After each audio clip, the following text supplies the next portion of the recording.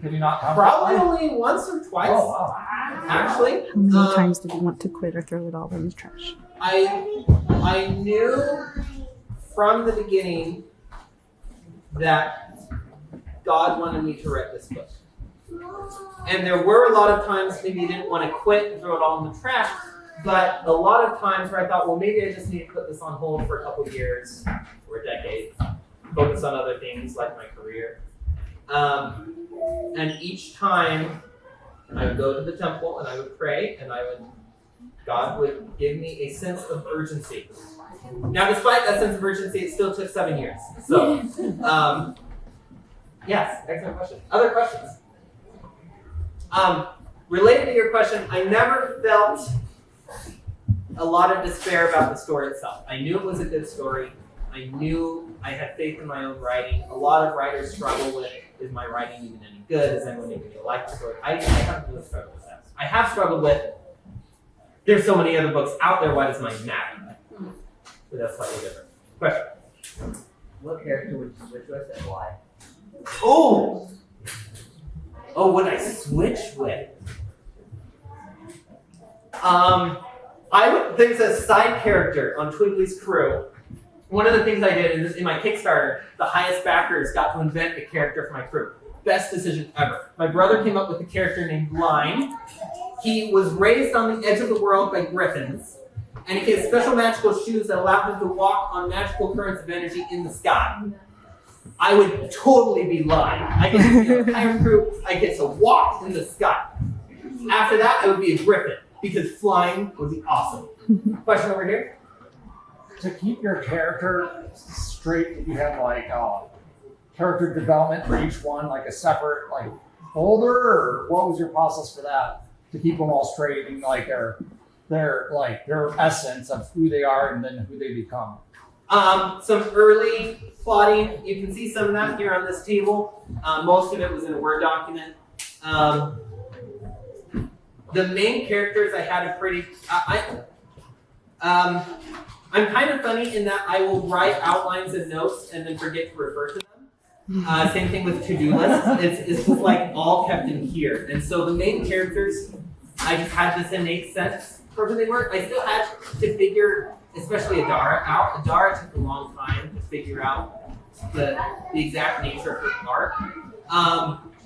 Some of the side characters I do have to keep track of, like, okay, who are the generals serving under Bullthorn, and which one's the Griffin, and which one's the cavalry commander, and oh wait, is he a captain or is he a lieutenant? Anyway, so, no color. Yeah? And Pyromancer control it when he's angry? So there's this trope in a lot of books of the person who has magical powers who can't control their powers and who hurts people with their powers, especially with people with fire powers. And The Burning comes to mind. A couple other books have played with that. And I knew pretty much right away I didn't want to do that trope.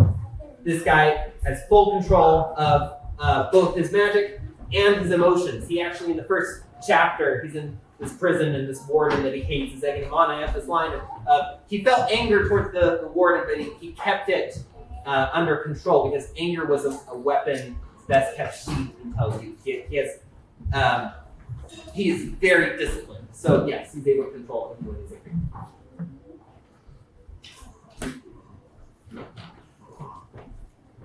Yes. What's the hardest part of like making a physical book? Besides like the process of printing it and like putting it together. Raising the funds. Though actually the Kickstarter did wonderfully. So there's a lot of typesetting finesse that luckily I was trained on in college. There's a program called Adobe InDesign that is very hard to use if you don't know what you're doing. So it's time consuming, but it's actually very fun. Honestly, the hardest part, as far as like not knowing what to do, was creating the reflowable EPUB format for the ebook, which I had not been trained in how to do, so I was looking up a lot of YouTube tutorials. Excellent question. Yeah? In that picture, it looks like Twigly is laying down in a bunch of potatoes. Yes! Why? I don't know. So there is a point in the book where she was promised a large amount of gold, and the payers were not able to pay her said large amount of gold, and so they settled the debt with potatoes. She loves potatoes. Yes. What was the biggest surprise of your writing process? Like, was it a lot more fun or a lot harder than I thought it was going to be? Biggest surprise in my writing process. It was definitely harder than I thought it would be. It was definitely a much longer book than I thought starting out. I was targeting probably 80 to 90,000 words, which is a typical novel, and ended up 160,000 words.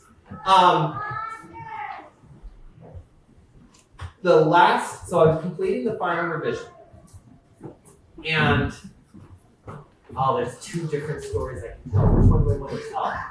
I'm going to tell this one. So, Adara, this queen, this 18-year-old queen, the last words her father tells her before he's assassinated, she doesn't know at the time he's about to be assassinated, is, Adara, you are stronger than your fears.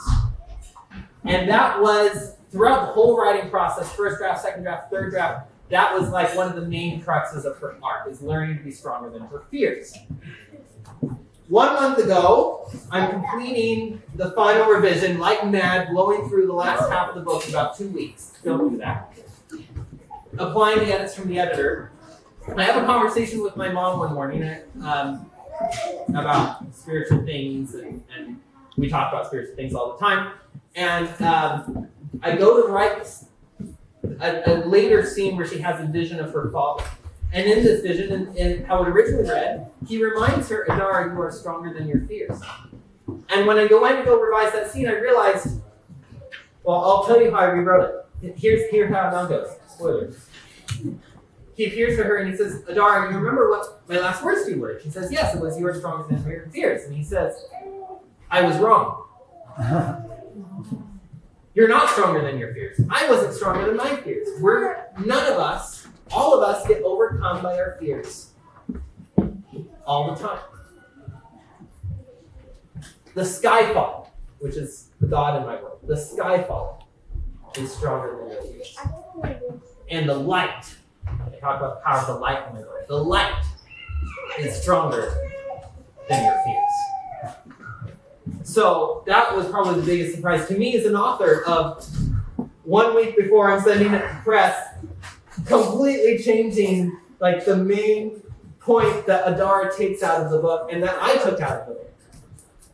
We by ourselves are not stronger than our fears, but God is. I missed some of the questions, so someone already asked this. What was your favorite scene to write, and what's your favorite scene in a book if there's a performance? Ooh. Probably my favorite scene to write was a late addition to the story. There's a group of tribesmen called the Mustreads that weren't even in the first draft. I added them as a second draft because plot reasons. And so like the last full chapter I wrote in the story was two characters have to go to the Mustreads and basically argue their case for making an alliance. And I just wrote that in like a 2-hour stretch, and it was so much fun. The Mustreads are basically this bunch of mountain, think like Mongols that live up in the mountains, like Mongols, Scottish Mongols. Is the best description, where they're just like this proud people. It was just a really fun chapter to write. My favorite chapter in the book is a chapter about Adara, called Adara Alone, where Adara has to do something very, very brave, mostly on her own, and it's the culmination of her arc, the acts, the things she needs to do to resolve the war through diplomacy. And I don't know why that's my favorite. Well, I know why that's my favorite. She musters a lot of persuasive arguments in this diplomatic scenario, and I was very proud of myself as a writer for coming up with very persuasive diplomatic arguments for a situation that she really shouldn't have been able to talk her way through. So, yes, those are my favorites.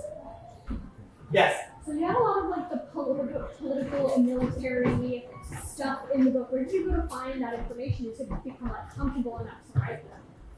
I have loved military history. So back in 7th and 8th grade, I was homeschooled from 9th grade. And in 7th, 8th, and 9th grade, I was the youngest sibling. I was the only one still at home. My siblings were at public high school. And I basically homeschooled myself for about 2 years, checking out Great Courses series from the library. And I listened to hours upon hours of college level lectures about ancient warfare, classical warfare, medieval warfare, Civil War warfare. So that really helped. I've always loved that. And then my major in college was ancient Near Eastern studies, learning about Alexander the Great, Battle of Gaugamela, Battle of lots of Megiddo, lots of ancient battles. And so the warfare in my book is very heavily based on really the time period of like Greco-Persian wars / Hellenistic wars style technology and tactics.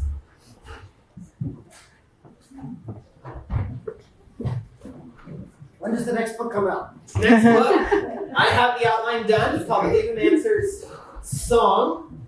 It's about a family, husband, wife with young kids. In the very first chapter, the wife is on a ship, and the ship is taken over by coursers, and she and the rest of the crew are put to work as rowing slaves. She's a Pyromancer, meaning she has the power of song to influence living things, and so she's actually put to work as like the drummer, the song leader of the rowing slaves, like keep the rhythm of the oars. Her husband, meanwhile, the coursers are taking over a large portion of the sea lanes. He has to flee with his family, with 4 little kids. He has like a 12-year-old, a 10-year-old, a 4-year-old, and a baby. For him. So he's fleeing. He's an expert navigator and gets recruited into an armada that is trying to defeat the coursers. And he's trying to figure out where their secret base is located and also where his wife is located. He's trying to do both. So that's the Pyromancer's Song, and it will come out once I finish writing it. My goal is 1 year, but that was my goal with this one, and it took 8. So, and maybe 2 years.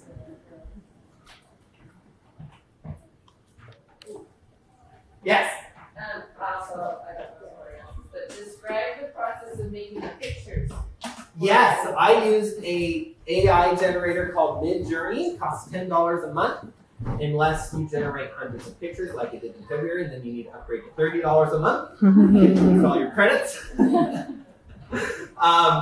And it's amazing. It takes some getting used to, and if you look closely at some of the pictures, you will notice some odd AI things. Let's see. So like originally I generated this image and her hand just like ended in a blob and I had to redo it. You also notice she has 5 fingers, not counting her thumb. AI will do some weird things. So you have to iterate and try different prompts, and sometimes you have to take into Photoshop to fix some things. But it's a really cool tool. Definitely worth the investment. Yes? The next book will take less time because you already have the main characters decided. The next book will take less time because I actually know how I work as a writer. Part of the big problem with the first book is I was still learning how to write. I'd written stories in high school, but this is my first full-fledged, serious attempt at a novel, and I was still figuring out my tone, my writing style, how I liked to write scenes. I was still figuring out the world and the magic and the species and the initial drafts. Aviars, which is one of my species, that's what they are, they were elves. And then Coryx, which is the general guy, were originally goblins. And alpha readers were like, goblins as bodyguards for elves, that does not work. I'm like, okay, I'll change the name. So I already have the world, the magic, the species figured out, I already have the plot figured out, so I'm hopeful it will take a lot less time. I'm also just much more disciplined at being able to sit down and crank out a chapter in 3 hours than I was 6 years ago. Yes? Jeremy, do you think you'll have an audiobook version? I do have a third of an audiobook already done. You can go to the Pyromancer's scroll, jeremypmadsen.com/scroll. It's on the back of bookmarks. and you can get the first third of the audiobook for free. I'm still recording the second 2/3 of the audiobook. That is behind schedule, but that will be the main project next week and probably the week after that, and hope to have it out by the end of March. Yes, doing my own narration. My brother wrote music as background music for the audio, so each chapter has 1 or 2 snippets of music. There's a theme for each of the characters, theme for several of the, like each country has a theme. After you're done, Oh, yes.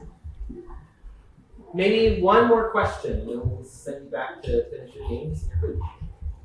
Make it a good question. No pressure. Okay, well, I don't know how good it is, but how many books are planned in the series, and did you have the whole kind of story outlined before you started them? Yeah. When I started this story, I did not have the sequels planned out, but I did have ideas for other stories. So let me back up. There's this book. There's going to be 4 sequels that all take place in the same time period and pull from the same general mix of characters with new characters for each story. I have more books set in the future, potentially more books set in the past. I have the whole arc of the world planned out from thousands of years earlier with what's called the rending, I think. I didn't fill in my notes. And all the way to the end of the world, which will be a couple hundred years in the future after the Pyromancer scroll. I planned out pretty early general arc of the world. I divided it into eras. Each era has certain features, certain things that happen with the magic. There's, in my lore, there's 7 noble stars that come. So each era has this kind of like a prophet figure that is supposed to come and do something important. None of them show up in this book, in case you're wondering. So I had that all pretty settled once I began writing this story. That the specific sequels, the set of 5 books, has been a development for the last 2 years or so. Okay.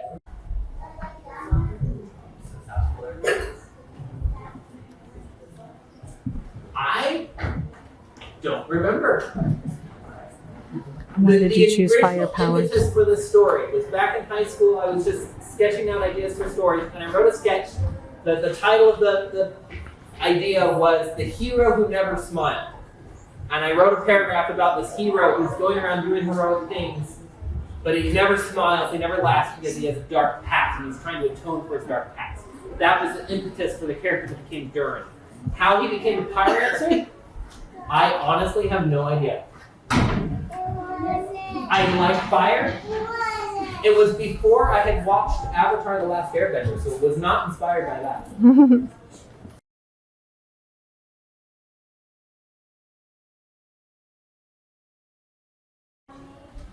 Not for financial gain, not even just to write an entertaining story. I write stories to impact people, because stories have impacted me. And I very strategically wrote the book with themes and imagery and moral questions that are meant to spark your own thoughts about eternity, about angels and demons, about light, about darkness, about truth, about power, about sacrifice, about choices and individual agency. These themes woven through the book. And so as you read this book, I invite you to think about those themes, talk about those themes with other people, and let me know what you learned.